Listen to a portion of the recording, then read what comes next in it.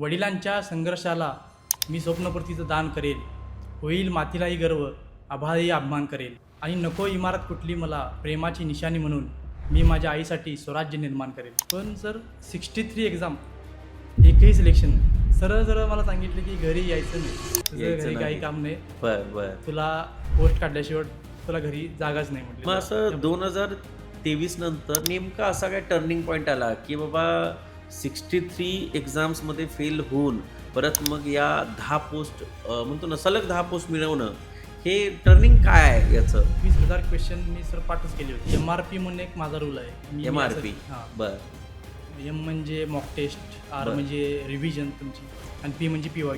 Reference book खरंच वापरायची गरज आहे JEE साठी?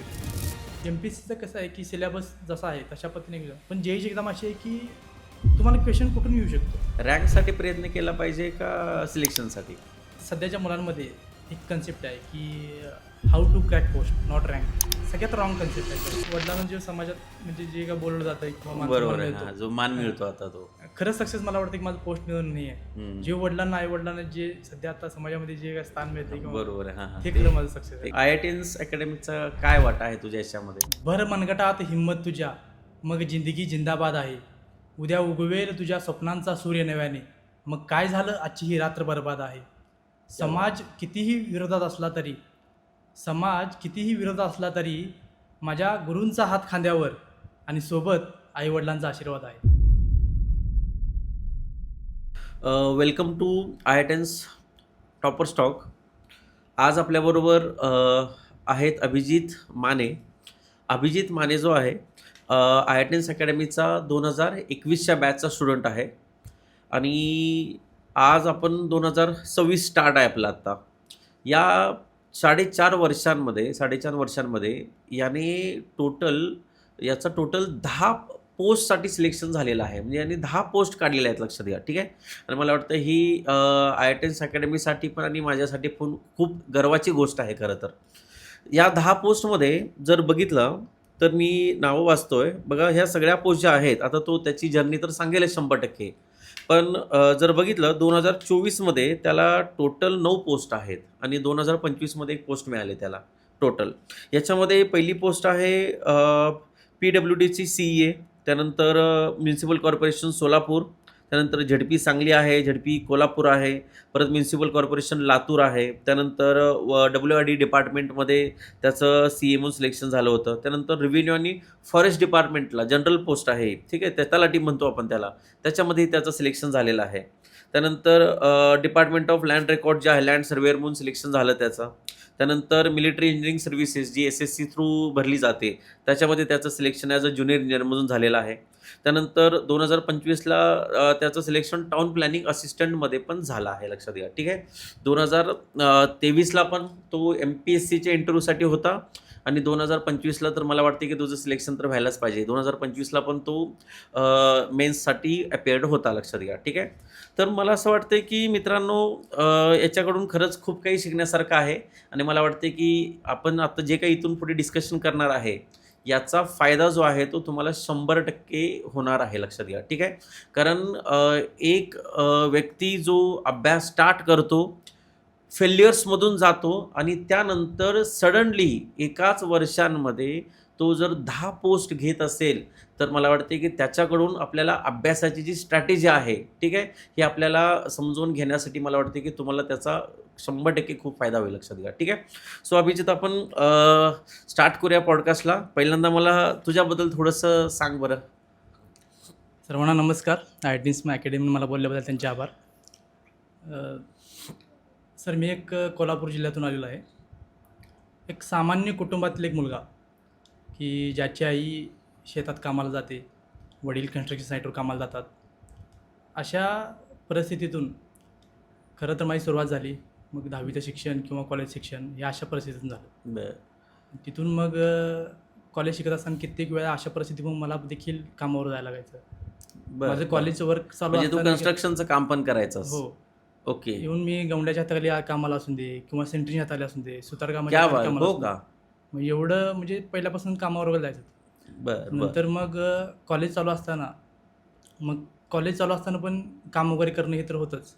मग नंतर असं नव्हतं की बाबा आपल्याला पोस्ट वगैरे काढायची आहे किंवा काय, हां, फक्त हां, आपल्याला हां. काम करायचं आहे आणि मग कन्स्ट्रक्शन साईटवर आपलं नंतर आपलं हेच करायचं आहे. बरं आणि बरं. कॉलेजमध्ये मग म्हणजे हे सिव्हिल ठरलं इंजिनिअर होतं ॲक्च्युली हो पहिलाच अगोदरच. की हे कॉलेजमध्ये इंजिनिअरिंगला असताना यायच्या अगोदर ठरलं होतं का इंजिनिअरिंग ला म्हणजे नाही, नंतर? कॉलेज चालू असताना असं होतं की आपल्याला फक्त काम वगैरे करायचं आहे किंवा हे ते असं ओके. स्पर्धा म्हणजे परीक्षेमध्ये यायचं घरची आहे. परिस्थिती खराब होती हो थोडीशी. हो, त्याच्यामुळे की एवढं असं होतं की स्पर्धा परीक्षेमध्ये येण्याचा काहीच विषय नव्हता. विषय मग नव्हता. त्या बरं. पद्धतीने आपलं नॉलेज वगैरे असं काहीच नव्हतं. बरं, बरं, बरं. आपण किती जणांचं तर बघितलंय की सगळे असे करतात की आधीच पहिला सेट असते की आपलं ही पोस्ट काढायची आहे, गव्हर्नमेंट अधिकारी व्हायचं आहे. पण बरोबर आहे. माझ्या बाबतीत खूप उलट होतं हां, हां, हां, हां. की स्पर्धा परीक्षेचं झिरो नॉलेज, बरं, घरचं बरं. बॅकग्राऊंड तर काहीच नाही. मग तरी पण किंवा की कॉलेज संपल्यानंतर एक नितीन शेट्टी साहेब म्हणून होते. बरं, बरं. त्यांच्याकडे मग मी कामाला वगैरे जायला चालू केलं कन्स्ट्रक्शन साईट वगैरे त्यांच्या हाताखाली साईटवरती. वगैरे. की बरं. आता आपलं कॉलेज झालेलं आहे, सिव्हिल इंजिनिअरिंग आहे. मग हां, नंतर हां. आपल्याला कुठचं कन्स्ट्रक्शनची कामं वगैरे करता येईल. बरोबर आहे. हां, हां, मग हां, हां. त्यांच्या हाताखाली मी जायला चालू केलं. बरं, हां. त्यांनी त्यांच्याकडे गेल्यानंतर मला काय सांगितलं, की आम्ही पण तेच केलंय, नंतर तू पण आता तेच करण्यापेक्षा हां, हां, हां, हां. तू काहीतरी नवीन कर किंवा तू जे आम्ही आमच्या आयुष्यात नाही केलं, बरं, बरं, बरं. स्पर्धा परीक्षा वगैरे करतोस का बघ. मग ओके. मग तिथून त्याने तिथून जर्नी स्टार्ट झाली हो. खरं तर. मग तिथून मला त्यांनी जा म्हणले, पुण्याला वगैरे जा तू कर म्हणले चालू वगैरे, तुझं प्रिपरेशन काय लागले तर मदत वगैरे करतो आम्ही. बरं, बरं, बरं. हां, हां, तिथून हां. जर असं वाटलं की बाबा ठीक आहे, तिने सांगतात तरी त्यांचा एवढा अनुभव आहे. हां, मग तर आपण चालू करू कॉम्पिटिटिव्हकडे स्पर्धा जाऊया. वगैरे. हां. मग कॉलेज संपल्यानंतर मग पुण्याला वगैरे आलो. त्यानंतर मग कोरोना वगैरे चालू झाला. त्यानंतर मग कोरोना चालू झाला. बरोबर आहे. हो. सगळं मग एक्झाम पण नव्हते, क्लास पण नव्हते. मग नंतर मग आपली बॅच चालू होती. बरोबर आहे. मग तिथं हां. ॲडमिशन घेतलं कोरोनामधली एखादी. बॅच आपली हां. ऑनलाईन बॅच जी ऑनलाईन आहे. बॅच चालू झाली. बरोबर आहे. त्यानंतर मग मी तिथं जॉईन केलं, क्लासेस वगैरे केले. हां, हां, हां, हां, हां. नंतर मग आता एक एक वर्षानंतरच्या काळानंतर मग परीक्षा वगैरे चालू झाल्या मग तिथून. हां, त्याच्या हां. अगोदर आपला क्लासेस वगैरे झाला, तर नोट्स वगैरे तयार होते. बरं, बरं, बरं. मग एक सेट झाला होता की आपल्याला सगळं आपलं एक सोर्सेस आपले तयार झाले आहेत, नोट्स आपले सगळे तयार झाले आहेत. हां, हां, हां, हां. आणि तिथून मग स्पर्धा परीक्षा वगैरे द्यायला चालू केली मग. आता ॲक्च्युली स्पर्धा परीक्षा म्हणजे काय हेच मला माहीत नव्हतं. मग बरं. त्याच्यामुळे मी कोणत्याही एक्झाम द्यायला चालू केली. मग काय आयडिया पण नव्हती. आयडियाच नव्हती की कोणत्या एक्झाम वगैरे बरोबर द्यायची आहे. किंवा हे हां, ते. हां, हां. नंतर मी काय केलं मग SSCच्या एक्झाम असतील किंवा गेल, बेल ह्या कंपनी वगैरे आहेत. ओके. जे त्यांच्या PSVज वगैरे आहेत. हां, हां. हां, हां, हां. त्यांच्या एक्झाम वगैरे आहेत. मग DRDO असून दे, इस्रो असून दे, त्यांच्या एक्झाम म्हणजे डायरेक्शनच नव्हती काहीच. हां. मग आपल्याला फक्त काय की करायचं आहे. क्लासमध्ये सांगितलेलं की एक्झाम वगैरे द्यायच्यात. मग क्लासमध्ये सांगितल्याप्रमाणे PWD आहेत, WRD आहेत, ह्या एक्झाम तर द्यायचोच. बरोबर आहे. हां, हां. पण सर 63 एक्झाम, एकही सिलेक्शन नाही. हो का? किती वर्षामध्ये या दिल्या 63 एक्झाम्स? 1-2 वर्ष तर लागले 2 असतील. वर्ष तर लागले असेल. हां. 2-3 वर्ष. 2-3 वर्षामध्ये. 2-3 वर्षामध्ये म्हणजे सगळ्या बाहेरच्या पण सगळ्या स्टेटच्या किंवा याच्या सगळ्या एक्झाम, PSV वगैरे सगळ्या. हां, PSC म्हणजे आपल्याला जी कुठली एक्झामला आपण इलिजिबल असेल. ओके. मी आता जनरल शिकला- पण द्यायचं? हां, जनरल पण. जनरल पण द्यायचं. हो का? जनरलची हे असेल, जी प्रिलिम्स असेल, हां, हां, हां. राज्यसेवेची असू दे, PSIची ती असू पण दे. द्यायची. ओके. म्हणजे असं होतं की स्पर्धा परीक्षा म्हणजे फक्त एक्झाम द्यायचे. एक्झाम द्यायचे. बरं. पण बरं. असं फोकसली नव्हतं की एखादी आपल्याला ही पोस्ट काढायची आहे हां, हां, किंवा हां. असं एखाद्या पर्टिक्युलरला एक एक्झामला फोकस करून तीच हां. आपल्याला पोस्ट मिळेल असं काहीच नव्हतं. असं काहीच नव्हतं. हां, हां, हां. फक्त हे करायचं. मग काय झालं की 63 एक्झाम दिल्यानंतर पूर्ण मोरल डाऊन झाला होता की असं वाटत होतं की नंतर हे आपण या क्षेत्रात तर आलोय, पण असं झालंय की आपण आता मिळवू शकत नाही पोस्ट वगैरे आणि पोस्ट वगैरे बरोबर आपल्यासाठी आहे. बनलंच नाही आहे. हां, हां, हां, हां, हां, हां. मग घरी वडिलांना वगैरे कॉल केला आणि त्यांना सांगितलं की आता मी बस करतोय आणि येतो रिटर्न मी परत हो का? हो. बरं, बरं. ते 2023 असेल. 2023ला. कारण 2023 नंतर एक्झाम वगैरे काहीच नव्हत्या. हां, झाल्या 23 होत्या नंतर पॅटर्न पण चेंज Yeah. झाला होता. डिस्क्रिप्टिव्ह वेगळं, ऑब्जेक्टिव्ह हां. वेगळं. आणि त्याच्यानंतर मग आपल्या ह्याच्या पण जेईच्या एक्झाम वगैरे अशा काहीच नव्हत्या. मग बरोबर आहे. नंतर बरोबर मग आहे. हां. मधल्या एक वर्षभरात मग घरी सांगितलं की आता काय एक्झाम वगैरे काहीच नाही आहे समोर, तर येतो घरी मी. मग त्या वर्षामध्ये काय केलं परत? घरी गेल्यावर? नाही, तिथे एक टर्निंग पॉईंट माझा काय झाला की वडिलांना फोन केल्यानंतर वडिलांना म्हटलं की मी घरी येतो. हां, हां, तर हां. वडिलांनी सरळ मला सांगितलं, हां. इथं येऊन पण तुला कामच करायचं आहे. बरं, बरं, बरं. सरळ मला सांगितलं की घरी यायचं नाही, तुझं यायचं घरी काही नाही. काम नाही, बरं, बरं. तुला पोस्ट काढल्याशिवाय तुला घरी जागाच नाही म्हटली, तुला यायचंच नाही. यायचंच नाहीये. बरं, क्या बात आहे. मला सांगितलं की तुझ्यासाठी घराचे दरवाजे बंद आहेत. सरळ सांगितलं. हो का? हो, अशा लाईनमध्ये बोलले होते. मग असं झालं होतं माझ्यासाठी की काय काय आता माझ्या ऑप्शनच नव्हता की आता Optionच पोस्ट नाही. काढण्यात हेच माझ्यासाठी भाग होतं. हां, हां, हां, हां. नंतर मग आता या सिच्युएशन मला एक लाईन आठवते, मी शेअर करतो. हां, म्हण ना.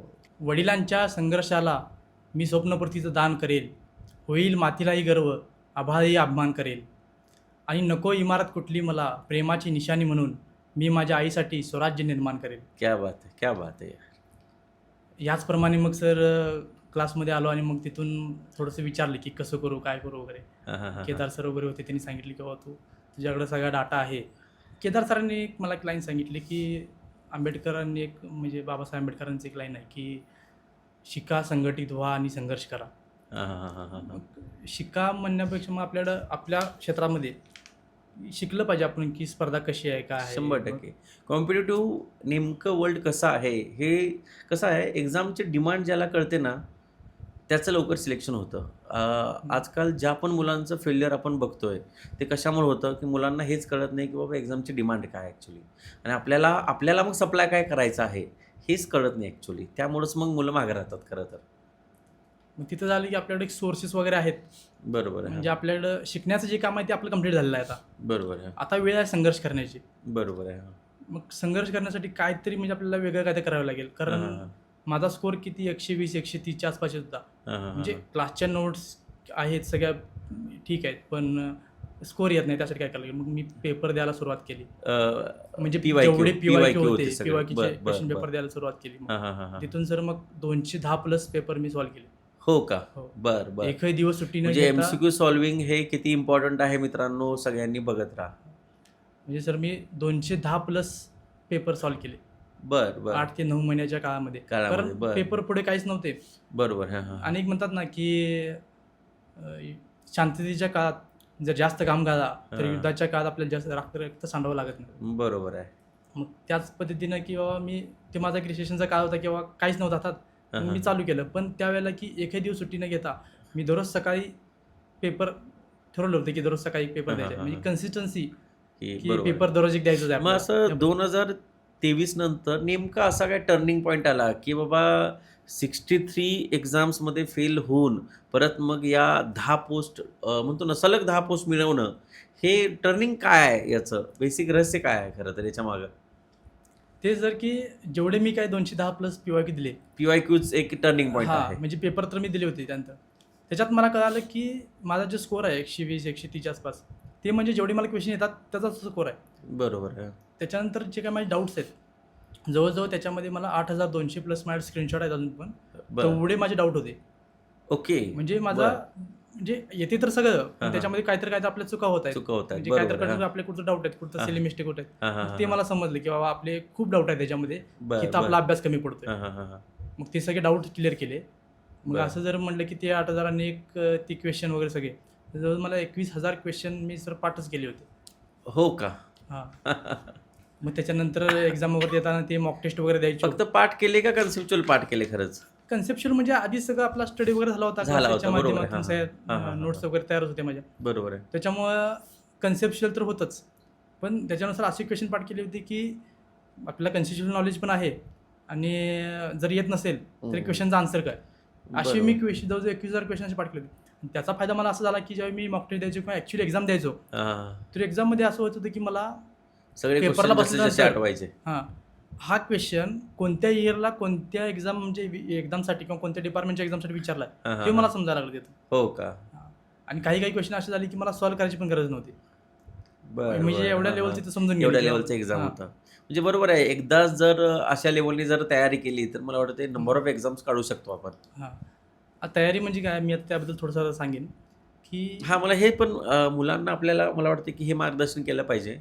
कारण आम्ही जे बघतोय ज्या मुलांचं सिलेक्शन होत नाही, मुलं येतात आणि आम्हाला सांगतात की सर 2 मार्कांना राहतंय, 4 मार्कांना राहतंय, 140च आहे त्याच्या पुढं जात नाही, 145 मार्क आहेत त्याच्या पुढं जात नाही.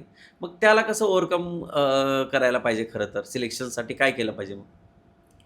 त्याला मी सांगितलं की MRP म्हणून एक माझा रूल आहे. MRP. हां. बरं. M म्हणजे मॉक टेस्ट, R बरं. म्हणजे रिव्हिजन तुमची आणि P म्हणजे PYQ.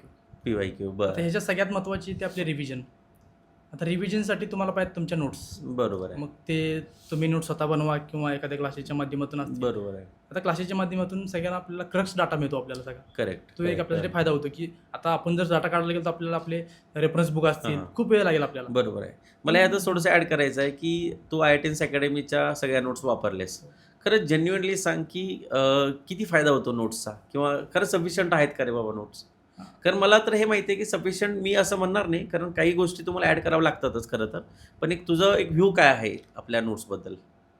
मी नोट्सबद्दल सांगेन की नोट्स तर आपल्या आहेत, बऱ्यापैकी चांगले आहेत. ओके. पण PYQ देत असताना किंवा त्याचं ॲनालिसिस करत असताना हां. काही गोष्टी मी नोट्समध्ये ॲड करत गेलो परत. आणि करेक्ट. कारण कसं होतं की आपल्या नोट्स आपल्याला बनलेल्या असतात. हा. पण जशी जसं स्पर्धा पुढे पुढे होत चाललेली आहे हा. तशी क्वेश्चनची लेवल थोडी वाढत चालली आहे किंवा नवीन बरोबर. क्वेश्चन एक दोन ॲड होत राहतात. बरोबर आहे. मग ते तसे आपण क्वेश्चन काय केलं पाहिजे की आपल्या नोट्समध्ये ॲड केले पाहिजे. बरं जसे आपल्याला एक दोन क्वेश्चन भेटतील तसं लगेच जे कुठलाही आपला सब्जेक्ट आहे सॉमचा आहे तर सॉममध्ये लगेच आपण तो पॉईंट लगेच ॲड करून घेणे.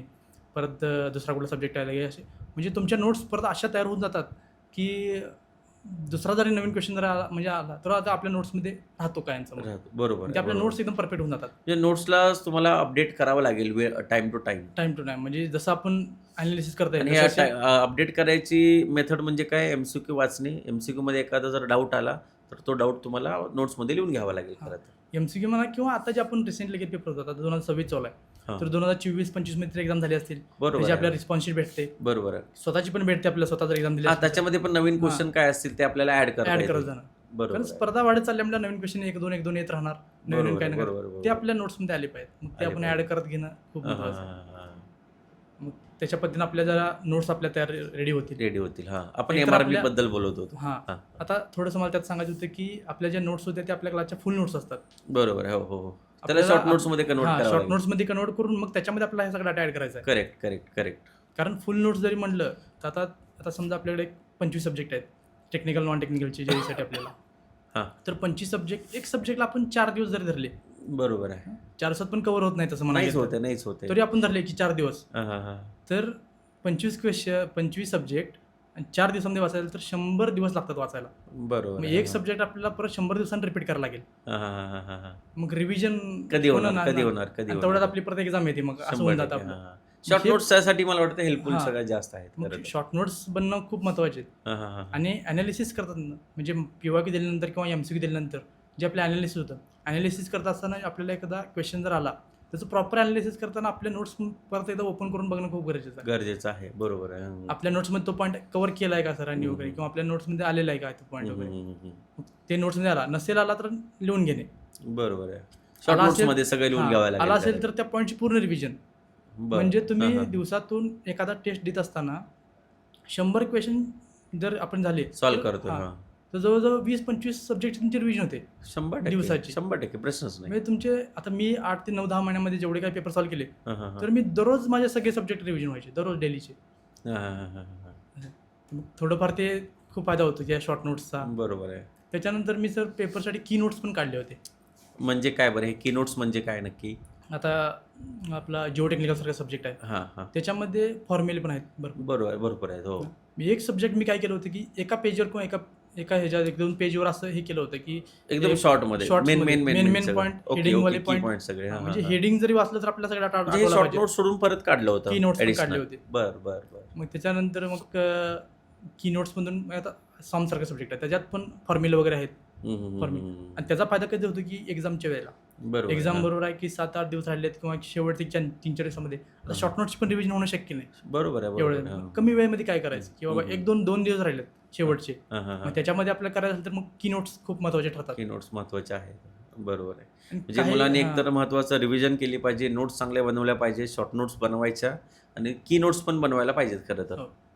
आता काही वेळा कसं होतं की आपलं क्लासेस वगैरे चालू असतात लेक्चर वगैरे चालू असतात आपल्याला सर वगैरे सांगतात की नोट्स वगैरे बनवा हे करता बरोबर. किती वेळा आपण नोट्स बनवत नाही बनवत आपल्याला नाही, नंतर बरोबर वाटत होतं आहे. की काय गरज नाही आपल्याला एवढे आपले फुल नोट्स आहेत ते कारण शॉर्ट नोट बनले नाही, तर आपला शॉर्ट डाटा नोट्स हा मुलांसाठी आधार आहे खरं तर तो. शॉर्ट नोट्स तुमच्याकडे नसतील तर तुम्हाला एक्झाम क्रॅक करणं खूप टफ जाणार आहे 100%. माझं पण तेच झालं होतं की मला पण वाटलं नव्हतं की शॉर्ट नोट्सचा एवढा फायदा होईल हा, हा, हा, हा. पण नंतर तुम्ही पण एकदा सांगितलं होतं की लेक्चरला शॉर्ट नोट्स खूप महत्त्वाचे आहेत, बनवून ठेवा. 100%. हम्म. की नोट्स पण सांगितले होते बनवून ठेवा पण हा. आम्ही बनवले नव्हते म्हणजे आमच्या बॅच वेळेला कोण बऱ्यापैकी कोण बनवले असतील नाही बनवले असतील हा, हा, हा. पण मी तर नव्हते बनवले पण नंतर मला महत्त्व कळालं त्याचं की शॉर्ट नोट्स जर आपल्याला असतील तर खूप 100% फायदा होईल त्याचा. रेफरन्स बुक खरंच वापरायची गरज आहे JEE साठी? नाही JEE सारखी एक्झामसाठी तर नाही नाही ना, गरज नाही. MPSC साठी वगैरे ठीक म्हणू शकतो म्हणू पण शकतो. JEE साठी एवढी गरज नाही बरोबर. कारण जो डाटा येतो आता एक JEE बद्दल मला एक सांगायचं आहे की MPSCचं कसं आहे की सिलेबस जसा आहे तशा पद्धतीने पण JEEची एक्झाम अशी आहे की तुम्हाला क्वेश्चन कुठून येऊ शकतो किंवा एखादा न्यूमेरिकल आहेत किंवा एक पॉईंट वाईज कुठले ते क्वेश्चन आहेत किंवा आन्सर पॉईंटमध्ये आहेत असा पण क्वेश्चन येऊ शकतो कन्सेप्च्युअल पण येऊ शकतो हा, हा, हा. किंवा एखादा क्वेश्चनमध्ये की पॉईंट्स असतात असे पण क्वेश्चन म्हणजे काही येऊ शकतं MPSC बरोबर आहे, MCQ ला. बरोबर आहे, भरपूर डाटा विचारण्यासारखा डाटा भरपूर आहे त्या पद्धतीने म्हणजे नॉलेज पण आपल्याला मला वाढवावं वाटतं की लागेल. UPSC MPSC पेक्षा जेईला खूप करावं लागतं. म्हणजे सिम्पल आहे एक्झाम, बरोबर आहे. पण डाटा पण विचारण्यासारखा खूप हां, मोठा आहे, एरिया खूप मोठा आहे याच्यामध्ये. 100% त्याच्यामध्ये आपलं प्रिपरेशन मग तसं असलं पाहिजे. कोड वगैरे केले होते, कोड्स, हां, IS कोड वगैरे आय केले एस कोड होते. वगैरे त्यातला RCCचा डेटा सगळा कलेक्ट केला होता. म्हणजे RCC असा सब्जेक्ट आहे की तो तुम्हाला IS कोडच म्हणजे एक्झामची. बरोबर आहे. आरसीसी स्टील हा सब्जेक्ट असा आहेच खरं हां. तर. आता ते हे पण आपल्याला कशातून कळतं की ज्यावेळेला आपण PY करतो. बरोबर आता आहे. 2 हां, नंबरचा हां. पॉईंट माझा तो होताच की हां. आता रिव्हिजन झाली आपली. रिव्हिजनसाठी बरोबर. नोट्स, शॉर्ट नोट्स, की नोट्स या सगळ्या झाल्या. त्याच्यानंतर आपल्याला PYQचं ॲनालिसिस करायचं आहे. आणि 3 नंबरचा पॉईंट आपला मॉक टेस्ट. बरोबर आहे. आता PYQमध्ये आपल्याला समजतं की क्वेश्चनची डिमांड म्हणजे जे डिपार्टमेंटची किंवा एक्झामची डिमांड काय ते आपल्याला समजून जातं की बाबा कशा पद्धतीने आपल्याला क्वेश्चन विचारतात, काय विचारतात. ॲक्च्युली बरोबर डाटा आहे. आता कसं होतं की रिव्हिजन करत असताना आपला सगळा डाटा वाचावा लागतो. आणि बरं. PYQ देत असताना आपल्याला कळतं की ॲक्च्युली एक्झाममध्ये काय विचारतात. काय विचारलं ते? बरोबर आहे, मग त्याचाच बरोबर. आपण अभ्यास केला तर जास्तीत जास्त आपल्याला ती आपण फायदा होईल सक्सेसच्या तो. जास्त जवळ जाईल आपण. हां, हां, हां, हां, हां, हां. मग आपण PYQचं ॲनालिसिस करत असताना ॲनालिसिस करताना एखादा क्वेश्चन आपण बघितला तर तिथं एखादा क्वेश्चन आला तर क्वेश्चन आपल्याला अंडरस्टँडिंग होतोय का खूप महत्त्वाचं आहे. हम्म. जर क्वेश्चन आपल्याला अंडरस्टँडिंग झालं तर आपण मग त्याचा आन्सर पण एखाद्या वेळेस देता येणारच चुकीचे नाही. देऊ शकतो आपण. बरोबर आहे. क्वेश्चन अंडरस्टँडिंग झाल्यानंतर मग ते जे खालचे 4 ऑप्शन असतात जे राईट आन्सर आहे ते तर ठीक आहे, बाकीचे 3 ऑप्शन आहेत त्याचं देखील ॲनालिसिस करणं खूप महत्त्वाचं आहे. महत्वाचं आहे. म्हणजे एखादा क्वेश्चन तो पण बघायचा आपल्या नोट्समध्ये आहे का, नसेल आपल्या नोट्समध्ये ते लगेच गुगलवर जायचं, गुगलवर सगळ्या माहिती व्हिज्युअलायझेशन करणं. आता एक बरं. फोटोग्राफी मेमरी आपण म्हणतो, बरोबर आहे. हां. आपल्याला वाचण्यापेक्षा फोटोग्राफी मेमरी खूप वेळासाठी लक्षात राहते. बरोबर आहे, बरोबर आहे. हां. आणि गुगलला आपल्याला इमेजेस वगैरे भरपूर भेटतात, त्याच्यामुळे ते प्रत्येक क्वेश्चन बघणं खूप गरजेचं आहे. गरजेचं आहे. म्हणजे मला वाटतं की एक थरोली स्टडी केलेला आहे त्यामुळेच या, कारण असंच उगाच कुणालाही 10 पोस्ट मिळत नाहीत, लक्षात घे, आहे ना. एक बरोबर. थरोली स्टडी केलेला आहे. हे कष्ट दिसतंय मित्रांनो, लक्षात घ्या. अशीच पोस्ट मिळत नाही हे तुम्हाला मला वाटते या डिस्कशनवरून कळत असेल, लक्षात घ्या सगळ्यांना, आहे की नाही. हो सर. मग अजून काही माझे पॉईंट आहेत खरं तर, ठीक आहे. मग आता जे अभ्यास करतायत आता, ठीक आहे, त्यांना एक सल्ला काही की बाबा ज्यांचं सिलेक्शन बाबा थोड्या मार्कासाठी राहतंय त्यांना काय सल्ला देता येईल आपल्याला? त्याच्या आधी सर एक मला अनेक पॉईंट सांगायचं हां, होतं की हां. माझं दिवसाचं शेड्यूल कसं होतं. हां, हां. मग त्याच्या जिथून समजेल की बरोबर आहे. तुम्ही आता सध्या काय प्रिपरेशन वगैरे करत असाल तर तुमची स्ट्रॅटेजी काय असली पाहिजे. Correct, same correct. माझ्यासारखी असायला पाहिजे अशी नाही. बरोबर आहे. हां. तर सर सकाळी मी 7ला लायब्ररी जाऊन बसायचो, बरं. कधी कधी त्याच्या आधीच जाऊन थांबायचो की होय बघायचं. का? हां. लायब्ररी ओपन करायलाच हो. यायचा. कारण त्या 2023-24च्या काळामध्ये असं झालं होतं की एक्झाम देणं मला किंवा एक्झाम मॅन्डेटरीच आहे सगळं. रिझल्ट असं हे झालं होतं की हां. घरी पण बंद झाले होते, घराचे दरवाजे सगळे बंद. पण हां. आता असं त्याच्यामुळे मी सकाळी लवकर जायचो. सकाळी गेल्यानंतर मग गेल्या पहिला मी एक PYQचा, आता आपला 3 नंबरचा पॉईंट होता की मॉक टेस्ट. बरोबर. एक तर PYQचा क्वेश्चन पेपर किंवा मॉक टेस्ट. हां, हां, हां, हां. मॉक टेस्ट 10 वाजेपर्यंत आपल्याला एक टेस्ट आपल्याला द्यायची आणि त्याच्यानंतर मग आपल्याला ओके, मग नाश्ता सकाळी वगैरे करायचा. लायब्ररीमध्ये गेल्या एक मॉक टेस्ट पहिला द्यायची कंपल्सरी. गेल्या सकाळ गेलेल्या मी लगेच पहिला एक PYQचा किंवा एक मॉक टेस्ट वगैरे ह्या दोन्हीपैकी कुठले तरी द्यायचोच मी. हां, हां, हां, हां. मॉक टेस्ट वगैरे आपल्याला गुगलवरून, टेक्स्टबुकवरून भरपूर ठिकाणी सोर्सेस भरपूर आहेत, बरोबर आहे. हां, हां. भरपूर भेटतात. तिथून एखाद्या टेस्ट द्यायची आणि तिथून नंतर मग त्याचं ॲनालिसिस खूप महत्त्वाचं आहे. आणि असं एक बरं. ठरवलं होतं की जोपर्यंत या पेपरचं ॲनालिसिस आपलं होणार नाही आहे, सकाळी आपण टेस्ट दिले, पेपर दिलेले आपण मॉक टेस्ट दिलेले, त्याचं ॲनालिसिस होत नाही तोपर्यंत आपण जेवण नाही करायचं. बरं, बरं. अनालिसिस म्हणजे काय करायचं त्याच्यामध्ये? मग त्याच्यामध्ये की म्हणजे एकदा एक पेपर question झाला आपण- तर बाबा चेक पण करावं लागत असेल हो सगळं. चेक. आता PYQचं करत असताना ॲनालिसिस थोडं असं आहे की आपल्याला तिथं माहीत असतं की आन्सर त्याचं कसं आहे, काय आहे वगैरे. बरोबर. हां, हां. त्यानुसार आपण बघतो की माहिती आपण बाकीच्या क्वेश्चनची वगैरे किंवा क्वेश्चन आपल्याला समजल्या घेऊ शकतो. आता मॉक टेस्ट देताना थोडंसं ॲनालिसिस माझं थोडं चेंज होतं.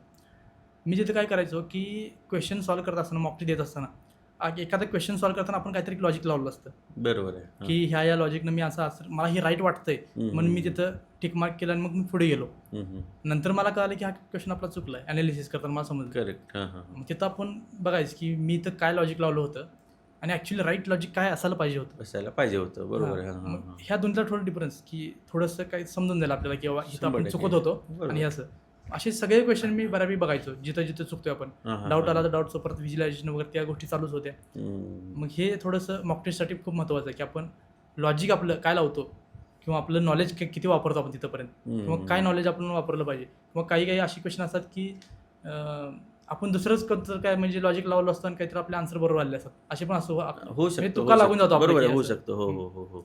तर ते परत आपण ते पण क्वेश्चन आपण बघितले पाहिजे की खरंच त्याचं ते लॉजिक एवढ्या होतं छोट्या का. छोट्या गोष्टी अनालाइज करायला पाहिजेत खरं तर, हा. आहे ना.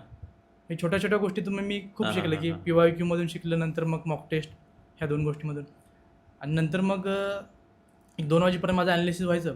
नंतर दुपारनंतर मग मी परत आपलं रेग्युलरचं रिव्हिजन म्हणजे वगैरे हे सगळं जे असेल. शेड्यूल आहे हे सगळं अभ्यास सगळा पूर्ण झाल्यानंतरच आहे ना. हो, माझा बरोबर सगळा नोट्स हां, वगैरे तयार रेडी सगळं होतं. रेडी होतं. रेडी झाल्यानंतर हे हां. सगळं करायचं आहे. आणि जसं म्हणजे संघर्षाचा जो माझा काळ होता, मी बरोबर आहे. त्या काळामध्ये माझं सगळं हे चालू होतं की सकाळी उठल्यापासून मॉक टेस्ट, नंतर ॲनालिसिस, दुपारनंतर मग दुपार सेशनमध्ये माझे रिव्हिजन वगैरे ह्या गोष्टी चालू असायच्या, नोट्स वगैरे. बरं. संध्याकाळी 5-6 नंतर मी काय करायचो की ॲप्टी रिझनिंग ह्या गोष्टी मी घ्यायचो. ओके. हां. आता माझं एक असं होतं की ॲप्टी रिझनिंगमध्ये कोणत्याही एक्झामला माझं पहिल्यापासूनच स्ट्रॉंग आहे की ॲप्टी रिझनिंग, मॅथ्स वगैरे. सांग. हां. तर सगळ्या पेपरला जर SECचा असेल 50 पैकी 50 मला मार्क मिळायचे. ओके. आपल्या JEEमध्ये 15 मार्काचे असतात, 10 मार्काचे असतात, 10 पैकी 10 हां, किंवा हां. 15 पैकी 15 असे मार्क मला मार्क मिळत होते. मला ते माझाच पुढचा तोच क्वेश्चन होता की जे मुलं आता JEEची तयारी करतायत त्याच्यामध्ये नॉन टेक्निकलचा पण रोल खूप महत्त्वाचा आहे खरं तर. त्याच्याबद्दल काय सांगता येईल?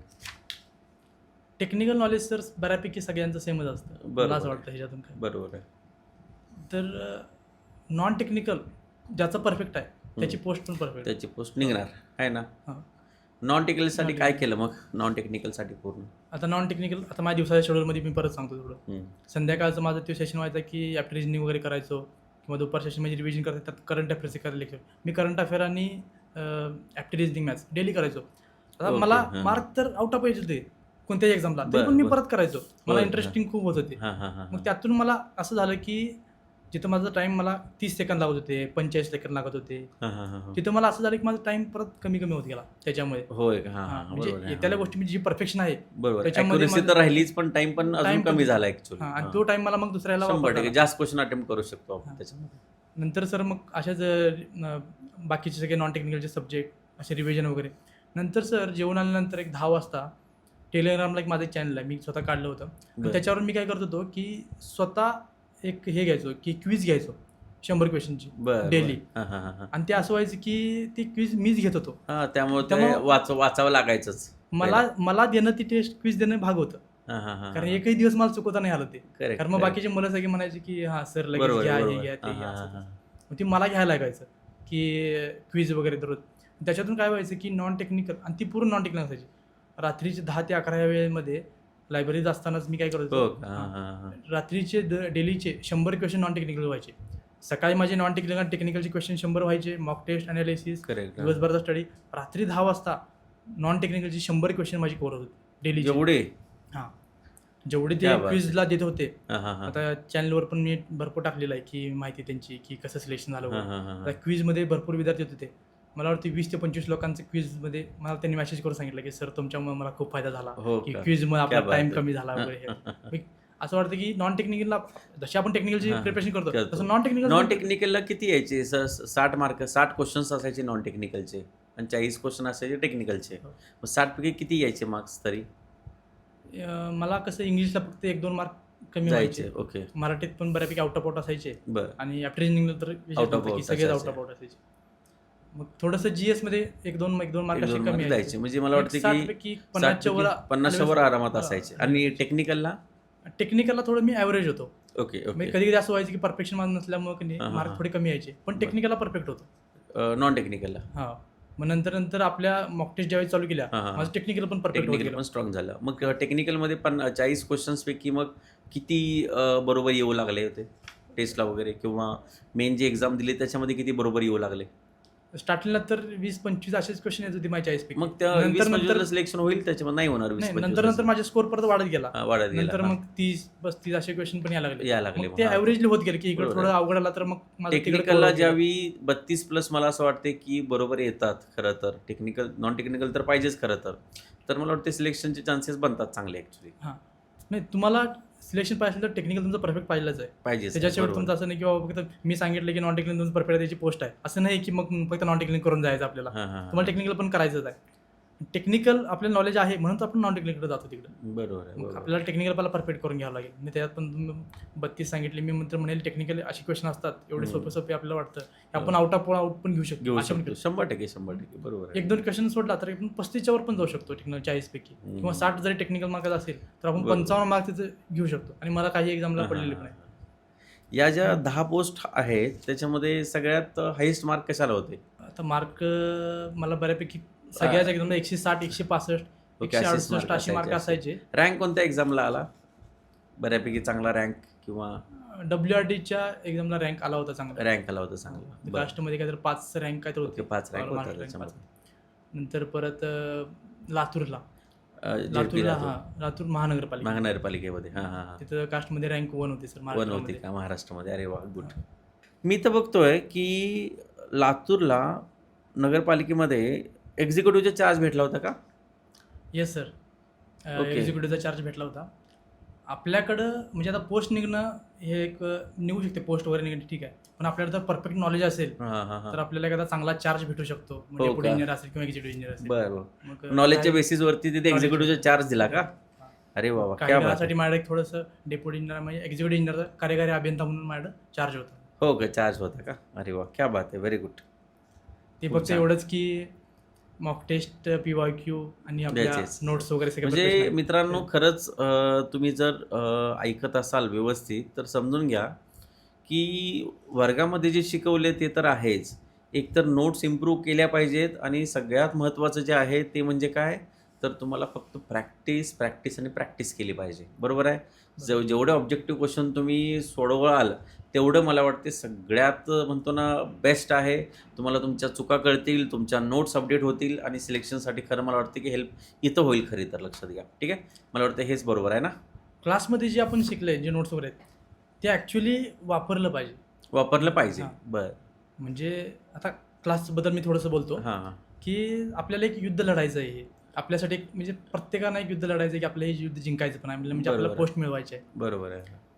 तर ह्या युद्धाची तयारी करत असताना आपल्याला अस्त्र शस्त्र हे सगळे लागतील. म्हणजेच बरोबर. आपले नोट्स झाले. नोट्स तर बरोबर. आपल्याला क्लासवाल्यांनी पुरवलेलेच आहेत, बरोबर किंवा आहे, हां. आपले सोर्सेस आहेत, रेफरन्स हो, हो, आपले हो. नोट्स आहेत. आहेत. पण ॲक्च्युली ही आपल्याला लढाई आपल्याला स्वतः मैदानात करायची आहे. फक्त बरोबर. पुस्तकी नॉलेज आपण घेणं. आता लढाई मैदानात करायची आहे. मैदानात करायची म्हणजे आपल्याला मॉक टेस्ट आणि PYQ अनालिसिस म्हणजे मॉक टेस्ट द्यायचे आपल्याला जेवढे बरोबर. देऊ. हे झालं मैदानात. पण समोरचा शत्रू कसा आहे, म्हणजे क्वेश्चन येणारे कसे आहेत, हां, examचे IBPS demand पॅटर्न कसे आहे, आहेत. TCS हां. आहे आणि आता तर आपण बघतोय की MPSC पॅटर्नच येतोय आता JEEसाठी. म्हणजे क्वेश्चनची डिमांड कशी आहे हे पण, 100% म्हणजे आपला समोरचा हां. शत्रू कुठला आहे हे त्याच्या आता हे पद्धतीनेच युद्ध- अभ्यास युद्ध- करावा लागेल. युद्ध आपल्याला जर जिंकायचं असेल तर तर ह्याचं knowledge पण हे महत्त्वाचं. सगळं अनालिसिस करावं लागेल. हे सगळं आपल्या सोबत आहे. त्याच्यासोबत जर आपल्याला हे युद्ध जिंकायचं असेल तर युद्धाची तयारी करताना प्रशिक्षणाची खूप गरज आहे. बरोबर आता छत्रपती शिवाजी महाराजांचं जर आपण एक्झाम घेतलं हां. तर त्यांच्याकडे पण सगळ्या गोष्टी बऱ्यापैकी होत्याच, पण प्रशिक्षणाचं त्यांच्या बाबतीत त्यांचे आता गुरु होतेच दादाजी कोंडदेव वगैरे, त्यांचं हो. जसं ते होते की प्रशिक्षण त्यांनी दिलं. म्हणजे हां. युद्धाची लढाई प्रशिक्षणाची खूप महत्त्व आहे. आणि जे आपल्याला प्रशिक्षण भेटतं हे मला वाटतं की क्लासच्या माध्यमातून आपल्याला परफेक्ट भेटतं. परफेक्ट भेटेल. बरोबर. म्हणजे आपला एखादा सपोर्ट असेल क्लासचा हां हां हां तर आपल्याला आपलं प्रशिक्षण भेटलेलं आहे, आपले नोट्स तयार आहेत बरोबर. आणि आपण मैदानात तर आपण तयारी करता येते त्याची आपण. करतो. ह्या 3 गोष्टी तर झाल्या की मैदानात उतरून प्रशिक्षणाची सगळी आपण घेऊन सगळं प्रशिक्षणाचं तयारी सगळी करून युद्ध जर आपण लढायला गेलो 100% आपण जिंकून येणार. जिंकून येणार. 100% आपल्याला सक्सेस मिळणार. किंवा मी सांगितलं की MRP रूल आपला मॉक टेस्ट, रिव्हिजन आणि PYQ हां, ह्या 3 गोष्टी जर तुमच्या परफेक्ट असेल हां. तर 100% तुमचं सिलेक्शन. सिलेक्शन होणारच. पण त्यासाठी तुम्हाला मेहनत करावी लागेल. रँकसाठी प्रयत्न केला पाहिजे का सिलेक्शनसाठी? आता आता सध्याच्या मुलांमध्ये एक कन्सेप्ट आहे की how to crack post not rank. बरोबर आहे. सगळीकडे हा हां. चालू आहे सगळीकडे. मुलांना मला फक्त वाटतं की- पोस्ट पाहिजे, रँक राहू दे खरं हां, तर. आता मला सगळ्यात रॉंग कन्सेप्ट आहे सर. हम्म, हम्म, हम्म. मला असं वाटतं की आता कसं होतं की स्टार्टिंगला जेव्हा आपण प्रिपरेशन चालू करतो आपण पहिला हायर पोस्टला बघतो की कोणती पोस्ट चांगली आहे काय. आणि बरोबर. स्टार्टिंगला असं होतं की फुल कॉन्फिडन्स असतो आपला, मग चालू करतो, सुरुवात करतो. हम्म. थोड्याशा एक्झाम दिल्या, 10 एक्झाम दिल्या आपण, 10-15 नंतर कळतं की आपल्याला काय, नंतर असा माइंडसेट होऊन जातो की कोणती तरी एखादी पोस्ट मिळून दे शेवटला. बरोबर आहे. म्हणजे आता ग्रुप 4ची तर मिळून दे, पण एखादी पोस्ट मिळून दे. मिळवून दे. मग माइंडसेट त्याच वेळेला- परत हां, बनत परत जातो. हाच हां. माइंडसेट की बाबा how to crack post not rank. हम्म. तर तसं नसलं पाहिजे. तर तुम्हाला ज्यावेळी तुमचं सिलेक्शन होईल कुठल्या तरी एखाद्या पोस्टला तेव्हा तुम्हाला रँक किती महत्त्वाची आहे ते डिपार्टमेंटला गेल्यावरच मला वाटतं गेल्यानंतर कळेल. कळेल. मग नंतर तिथं परत प्रमोशनला तर रँकच rank इम्पॉर्टंट आहे खूप खरं महत्त्वाची तर. आहे किंवा लोकेशनसाठी 100% खूप हां, महत्त्वाची हां, rank. हां, हां. मग त्यामुळं प्रिपरेशन असं करा की रँक मिळवण्यासाठी प्रयत्न करा. प्रयत्न करायला पाहिजे. सिलेक्शन तर होणारच आहे की आता हां, तुम्ही जर हां, एवढी हां, हां. मेहनत जर करत असेल, हां, हां, हां, हां. जशा पद्धतीनं आपण जे सगळं आपण स्ट्रॅटेजी केली आहे की मॉक टेस्ट, रिव्हिजन, जे PYQ वगैरे असतील, सगळे आपण हे केले. त्याप्रमाणे तुम्हाला पोस्ट तर मिळून जाईल. हां, हां, हां. पण रँक जर मिळवायची असेल, तर तुम्हाला तशी मेहनत पण करावी मेहनत लागेल पण आणि करावी लागेल. रँकसाठीच मेहनत करा, मी तर सांगेन. बरोबर आहे. रँकसाठी मेहनत केली तर पोस्ट मिळेल. हो. 100% पोस्ट तर मिळेलच, पण हं. रँक चांगली केली तर तुमचं लोकेशन आणि बेनिफिट्स पण भरपूर आहेत डिपार्टमेंटला तो त्याचे. फायदा डिपार्टमेंट. होईल तो तसा. आता 2023 आणि 24 हा 23 जो काळ होता तो, त्याच्यामध्ये वडिलांनी असं सांगितलं होतं की घरी येऊ नको आणि त्यानंतर मग 10 पोस्ट मिळाल्यात आपल्याला. तर मग काय वडिलांची आता रिॲक्शन आहे किंवा मी त्यावेळेला एक सांगेन की वडिलांनी असं मला खरंच बोलले होते. हां, त्याच्यानंतर मग पहिला फोन मी केला सिलेक्शन झाल्यानंतर वडिलांना. पहिली पोस्ट पहिली मिळाल्यानंतर. पोस्ट मिळाल्यानंतर. त्यानंतर मग कसं झालं की लगेच डॉक्युमेंट व्हेरिफिकेशन लगेच होतं आणि लगेच मग जॉइनिंग पण करायचं होतं PWDला. बरोबर आहे. हां, हां, हां. मग त्यामुळे मी लगेच घरी नाही गेलो. आणि त्या काळात मग माझ्या अजून 2-3 रिझल्ट आले. Okay, okay. हां, हां, हां, हां, हां. ते मग मी थोडे दिवस तिथंच थांबलो होतो पुण्यामध्ये. हां, हां. मग त्याच्यानंतर मग एक मला वाटतं एक 8 पोस्ट त्याच्यामध्ये झाल्या माझ्या निघून. म्हणजे सलग 8 ओके. रिझल्ट आले होते. तोपर्यंत घरी गेला नव्हता. घरी नव्हतो गेलो. हां, हां. मग त्याच्यानंतर घरी गेल्यानंतर वडिलांनी माझं जसं बोलले होते हां, हां. की घरी येऊ नको, हां, हां. त्याच्यापेक्षा त्यांनी मोठं माझं स्वागत केलं तिथं आल्यानंतर. हो का? घरी सगळे असे म्हणजे एक आता प्राउड मोमेंट त्यांच्यासाठी गावातले पण असेल आणि हो. तुझ्यासाठी पण मला वाटते ते एक प्राउड तर आहेच. म्हणजे गावातले बऱ्यापैकी सगळ्या लोकांना त्यांनी बोललं होतं. पाहुणे हो का? वगैरे सगळे आले होते. हां, हां. सगळ्यांना म्हणजे असं पूर्ण त्यांनी असं हे तयार केलं होतं. मला फंक्शनच असं तयार हां, केलं होतं. हां, हां, हां. हां, हां. म्हणजे स्वागत पण जसं ते बोलले होते तसं हां. त्यांनी माझं स्वागत केलं. नंतर मग खूप मोठं सेलिब्रेशन वगैरे केलं. हां, हां, हां, हां. आणि सध्या आता वडिलांना जे समाजात म्हणजे जे काय बोललं जात आहे किंवा मानसन्मान बरोबर आहे. मिळतो. हां, जो मान हां. मिळतो आता तो. खरंच सक्सेस मला वाटतं की माझं पोस्ट मिळून नाही आहे. हं. जे वडिलांना, आई-वडिलांना जे सध्या आता समाजामध्ये जे काही स्थान मिळते किंवा बरोबर आहे. हां, हां. ते ते खरं माझं सक्सेस ते आहे. खरं सगळं तो सगळं आहे खरं तर.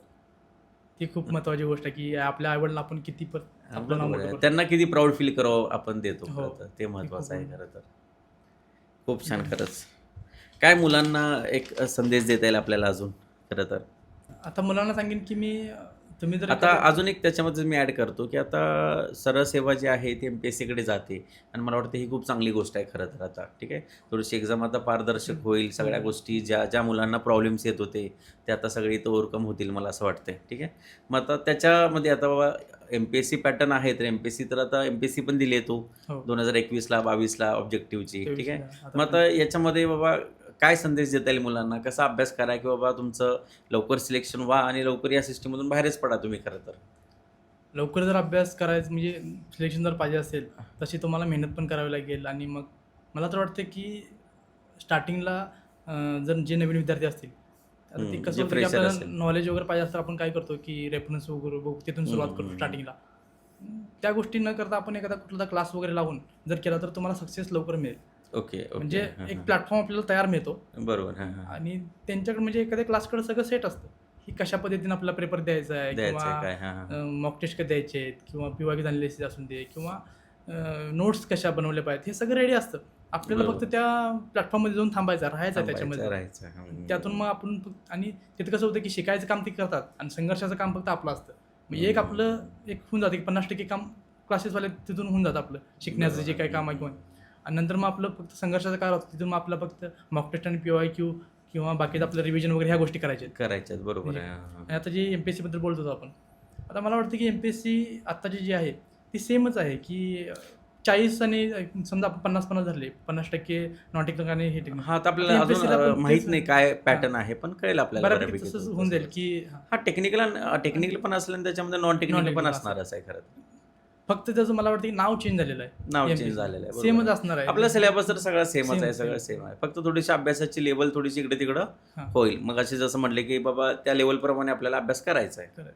तोच आहे खरं तर. आणि जशा एक्झाम होतील ना तशा परत आपल्याला समजून जाईल की कशा हां, लेवलचे हां, क्वेश्चन येत बरोबर आहे. आहेत. Yes, मग परत 100% आपलं सेम प्रिपरेशन ज्या 100% नोट्स आहेत त्या हां. नोट्स अपडेट वगैरे करणे करणे. बरोबर किंवा आहे. आपल्या ज्या अजून मॉक टेस्ट वगैरे आपल्याला द्यायचे आहेत ते देत असताना मग आपल्याला समजून जाते की क्वेश्चन हम्म. कशा पद्धतीने आता फ्रेम होत आहे, डिझाईन होत आहे, काय लेवल आहे, हम्म. ह्या गोष्टी आपल्याला समजत जातात. मग बरोबर. ते त्या पद्धतीने आपण थोडं आपण प्रिपरेशनचं करू शकतो देता येईल आपण. त्याच्यामध्ये. आणि अजून एक क्वेश्चन आहे की कन्सेप्च्युअल स्टडीचा फायदा होतो का पाठांतराचा फायदा होतो? दोन असतात की दोन प्रकारचे लोक असतात की जे पहिल्यापासून टॉपर असतात किंवा जे अभ्यासामध्ये हुशार असतात, बरोबर. त्यांना लगेच काही गोष्टी लगेच समजतात कळतात, किंवा त्यांना समजतात. एक्झामला गेल्यानंतर पण ग्रास्पिंग त्यांना पॉवर काही- त्यांची चांगली असते हां. थोडीशी. किंवा त्यांना लगेच आठवतात पण. हां, हां, हां. आणि दुसरे असतात की त्यांना कसं होतं की 10 वेळा जरी वाचलं तर त्यांना आठवत नाही. आठवत नाही. बरोबर. ते मी सेकंड कॅटेगरीतला आहे की मी 10-15 वेळा जरी वाचलं तर मला ते परत आठवतच नाही. आठव बरोबर. हां, हां, हां, हां. त्याच्यासाठी काय करायचं की आपल्याला त्याची प्रॅक्टिस खूप महत्त्वाची आहे. प्रॅक्टिसमधून आपण करू शकतो. मग थोडा म्हणजे कन्सेप्च्युअल अभ्यास केला की त्याचा conceptual- फायदा होईल हां. खरं तर. म्हणजे आणि प्रॅक्टिस म्हणण्यापेक्षा मी म्हणेन की तो क्वेश्चन समजून घ्या किंवा एखादा कन्सेप्ट आपला समजून घ्या. समजून घेतल्यानंतर ते आपल्या एक्झामला आठवतो मग बरोबर पाठांतर करण्यापेक्षा. बरोबर आहे. हां, हां. पाठ केल्यानं आपल्याला थोडेफार गोष्टी आपल्याला मिस होतात. बरोबर. हां, म्हणजे हां. कन्सेप्च्युअल स्टडी खूप महत्त्वाचा आहे. शिकून घेणं किंवा क्लासमध्ये आपण एखादा लेक्चर वगैरे करत आहे खरं. तर आपल्याला जर डाऊट वगैरे येत असेल किंवा समजा आपल्याला काहीतरी लेक्चर बरं. वगैरे चालू आहे डाऊट वगैरे तर तिथल्या तिथं डाऊट क्लिअर करून घेणं हे महत्त्वाचं आहे. बरोबर आहे. न लाजता न हां. काय कर. मग आता मी ज्यावेळी क्लासेस वगैरे करत होतो त्यावेळेला मला कसं होतं की काही क्वेश्चन मी विचारायचो, काही क्वेश्चन मग अशीच राहून जायचे. बरोबर आहे. हां, पण तिथं मला वाटतं की ती माझी चूक होती की मी काय करायला पाहिजे होतं की जेवढे माझे डाऊट आहेत हां. तिथं मी तिथं तिथल्या तिथल्या तिथे तिथे क्लिअर clear करायला करायला पाहिजे होतं. बरोबर आहे. हां. आपल्या सर दरवेळेला प्रत्येक पॉईंटला लगे विचारतात, समजलंय का काय सगळ्यांना, doubt आहे का? क्लिअर आहे का विचारतात. हां. आपण शांत राहतो. तर बरोबर. समजलं नसेल ना आपण क्लिअर बोललं पाहिजे की मला क्लिअर समजलं बोललं नाही. पाहिजे. हो. हां. कुणाला आणि भ्यायचं नाही. छोटा डाऊट असू दे, मोठा डाऊट असू दे, विचारलंच हां. पाहिजे खरं तर. आपल्याला समोर जे शिक्षक आपल्याला शिकवणारे असतात ते आपल्याला त्यासाठीच असतात की आपले सगळे डाऊट क्लिअर करायला. हम्म. तिथून आपण डाऊट क्लिअर करून एखादा आणि कन्सेप्ट आपल्याला तिथे एकदा समजला ना मग आपल्याला नॉलेज एकदा आलं त्याचं 100% आपल्या सक्सेसमध्ये आपल्याला त्याचा खूप फायदा होतो आपल्याला. आणि आपण एक्झाम्पल्स म्हणतो ना, नॉलेजचा वापर करून जास्त एक्झाम्पल सुटतात खरं तर. हां, नॉलेज एखादा आता नॉलेजचा वापर आपल्याला कुठं होतो की आता एखादी एक्झाम आहे तर सगळेच क्वेश्चन असे PYQ येतील असं नाही. थोडेफार नवीन क्वेश्चन पण असतात. हां, हां, हां, हां. मग नवीन क्वेश्चनचा फायदा कुठं होतो आपल्याला जर नॉलेज असेल तर नवीन क्वेश्चन पण आपल्याला समजतो.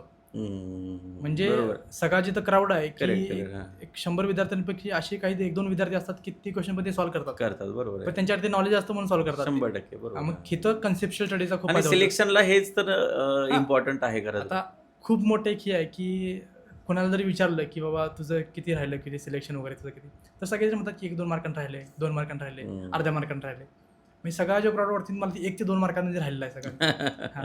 आणि ही आणि हे कन्सेप्च्युअल 1 स्टडी ते 2 मार्क हां. जो आहे तोच तो तोच कन्सेप्च्युअल आहे. स्टडी जर तुमचा असेल हां, तर असेल 1-2 मार्क तुम्हाला पुढे घेतो तुम्ही कट ऑफ थोडंसं पुढे नेऊन पुढे ठेवतो. नेऊन ठेवतो तुम्हाला. बरोबर आहे. आणि जर स्टडी जर तुमचा चांगला असेल तर मग आपल्याला कट ऑफच्या पुढे जाऊन रँकसाठी मग आपण होऊ करू शकतो, शकतो. प्रिपेअर होऊ शकतो किंवा रँक आपल्याला मिळू शकते मग.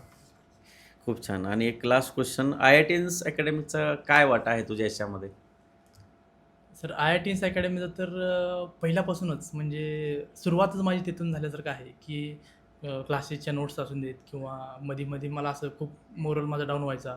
नंतर मग सर पण असं तुम्ही असून दे किंवा केदार सर वगैरे असून दे त्यांनी मग मोटिवेट करायची की बाबा कर तू प्रिपरेशन कर हे ते. आत्तापर्यंत सर मी 90+ एक्झाम दिल्या, हां. त्यातून एक 10 पोस्ट निघाले जात आहे. निघाले. हां, हां. तर त्यामध्ये फेल्युअर पण खूप मोठे आहेत आणि फेल्युअरमधून 100% फेल्युअरमधून काही शिकायला मिळणार. बरोबर. हां. मिळालंच आहे. मग फेल्युअर ज्यावेळेला येत होतं त्यावेळेला मग ते खूप मोठं असते की जिथं आपल्याला माणूस हा फेल्युअरमधनं ज्या शिकतो असं म्हणतात खरं तर. हां. म्हणजे परिस्थितीच आपल्याला शिकवते की शिकवते, कशी आपली बरोबर. कंडिशन आहे. आणि जे आपले फेल्युअर्स वगैरे येत असतात मग फेल्युअर्समधून त्यातून बाहेर पडून लगेच आपल्याला पुढचं प्रिपरेशन करायचं असतं. हम्म. आता कधी आता इथे सांगतो की मी वडिलांना कॉल करायचो पेपर झाल्यानंतर की बाबा माझं सिलेक्शन झालेलं नाही आणि हां, हां. मग वडील मला फोनवर सांगायचे की हां ठीक आहे ना, मग पुढचा पेपर कुठला आहे त्याचं लगेच प्रिपरेशन कर. हो का? हां, हां. म्हणजे असं ते क्या डिस्कशन बात नाही आहे. करत होते हां. की आपलं एखादी एकदम राहिली ना की लगेच हां त्याचं एक कसं झालं मग कसं राहिलं तुझं हे कधीच मला त्यांनी सांगितलं. त्यांनी लगेच मला सांगितलं पुढचा पेपर कुठला आहे, हां लगेच त्याची तयारी चालू कर पुढचा पेपर असं. म्हणजे त्यांनी मला असं एवढं प्रिपेअर केलं होतं की आपल्याला पोस्ट काढणेच आहे किंवा करायचंच आपलं प्रिपरेशन पुढे वगैरे बरोबर आहे. असं त्यांनी त्यांच्याकडनं पण चालू होतं आणि मग माझ्याकडून पण असं याच्यामध्ये म्हणजे याच्यामध्ये फॅमिलीचा वाटा खूप मोठा होता. 100% प्रश्नच नाही. त्याच्यानंतर फॅमिलीचा मग- सपोर्ट असेल तर आपण जग जिंकू शकतो खरं हो. तर. क्लासेसचं पण आहे, फॅमिली पण आहे, फ्रेंड सर्कल होतं, रूममध्ये बरोबर माझे आहे. रूममेट्स वगैरे होते ते पण बरोबर. खूप चांगले होते. त्यांनी पण मला खूप मदत करायची. करायचे. सकाळ 7ला जायचं ते पहिला तू पहिला जा आवरून रूमवरून. बरोबर आहे. छोट्या छोट्या इथून गोष्टी सर- सक्सेस हां. पर्यंत नेतात खरं तर.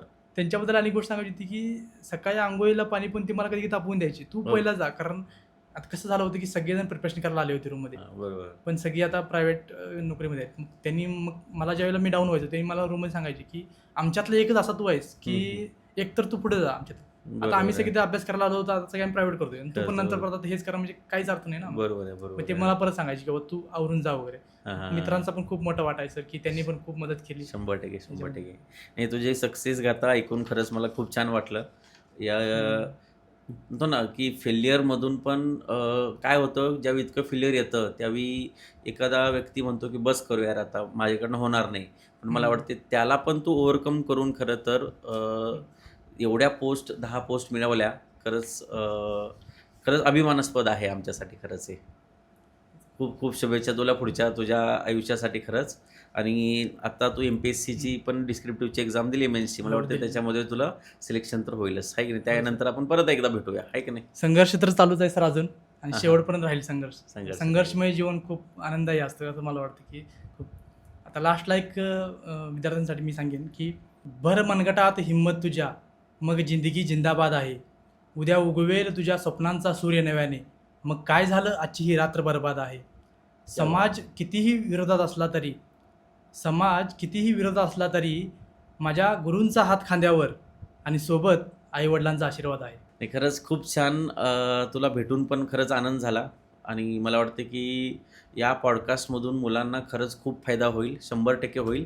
आणि जितकी पण विद्यार्थी देईल, तुझं एक मला ऑफलाईन सेशन घ्यायचं आहे.